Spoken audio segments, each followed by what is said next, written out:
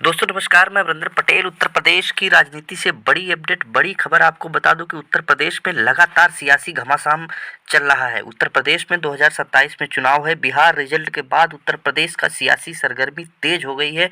आपको बता दूं कि एक तरफ अखिलेश यादव, दूसरी तरफ योगी आदित्यनाथ। निश्चित तौर पर 2027 की जो लड़ाई है, बिल्कुल आमने सामने की फाइट है। समाजवादी पार्टी का जो इस समय अंदर की जो खबरें आ रही, समाजवादी पार्टी की तरफ से जो संगठन है, जो पदाधिकारी हैं, जो सलाहकार हैं, पूरी तरह से एक एक बूथ वाइज जो है कि मंथन मतलब समाजवादी पार्टी कर रही है। आपको बता दूं कि बड़ी अपडेट है। उत्तर प्रदेश की राजनीति में लगातार जो मंथन चल रहा है कि 2027 के रण को भारतीय जनता पार्टी को कैसे ध्वस्त किया जाए, क्योंकि ये लड़ाई इतनी हल्की नहीं है। निश्चित तौर पर जिस तरह से एसआईआर के जरिए जो चीज़ें निकल के आ रही, सोशल मीडिया प्लेटफॉर्म से लेकर बहुत सारे इसके साक्ष्य जो दिख रहे हैं, कहीं ना कहीं भारतीय जनता पार्टी और जो कि चुनाव आयोग ने जिस तरह से एसआईआर किया है, उसके तहत कितने वोट कटे हैं, कौन से वोट जुड़े हैं, इन तमाम मंथनों के बाद आपको बता दूं कि लगातार सियासी सरगर्मी तेज हो गई है। अखिलेश यादव एक एक जो कि चीज़ों पर, एक एक तथ्यों पर, एक एक बैकग्राउंड पर बिल्कुल बारीकी नज़र रखते हुए 2027 में अपने कार्यकर्ताओं, नेताओं को बिल्कुल मैदान में उतार दिए हैं एसआईआर के लिए। जो जो वोट जोड़ने का काम है, और जोड़ने के अलावा जिस तरह से वो नया वोट जुड़ने का, और जो बचा हुआ वोट कोई गलती से कटे ना, इसको लेकर समाजवादी पार्टी बिल्कुल जमीन पर अभी से उतर गई है। अभी एक साल का टाइम है, उससे पहले अभी से वर्क करना। जो वर्कर हैं, समाजवादी पार्टी के कार्यकर्ता हैं, जो विचारधारा के लिए लगातार जो है कि वर्षों वर्षों से जमीन पर और समाजवादी पार्टी के लिए कार्य किए हैं, लगातार जो है जमीन पर कार्य कर रहे हैं।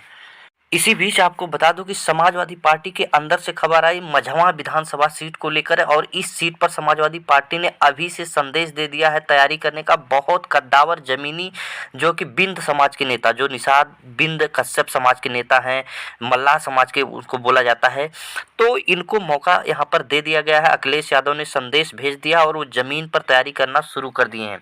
सबसे पहले आपको बता दूं कि अखिलेश यादव लगातार जो है कि जो मंथन कर रहे हैं, जो अपने पदाधिकारियों, कार्यकर्ताओं के साथ, सलाहकारों के साथ जो मंथन कर रहे हैं, बताया जा रहा है अंदर से जो खबर है, बिल्कुल जो है कि कुर्मी, साक, सैनी, कुशवाहा, मौर्य, पाल, धनगर से लेकर जो कि निषाद, मल्लाह, तमाम वो जो प्रजापति से लेकर कहार, और साथ में जो कि पासी समाज से लेकर जाटव समाज तक बहुत बड़े स्तर पर समाजवादी पार्टी तैयारी कर रही टिकट देने की, और उन नेताओं को बिल्कुल अपने जो विधानसभा में सक्रिय होने के लिए जो है कि निश्चित तौर पर निर्देश जारी कर दिया, और सक्रिय भी हो गए हैं। बहुत बम्पर तरीके से इस बार जो है कि समाजवादी पार्टी दलित, पिछड़े, अति पिछड़े, महादलित को टिकट देने जा रही है। बहुत बड़ी अपडेट अंदर की आपको बता रहा हूँ। इसी बीच जो है कि मझवा विधानसभा सीट की बताऊं तो मझवा विधानसभा सीट से रमेश बिंद खुद चुनाव लड़ेंगे। बहुत बड़ी अपडेट आपको बता दूं, रमेश बिंद इस समय खुद मैदान में उतरेंगे मझवा विधानसभा सीट से, समाजवादी पार्टी के सिंबल से।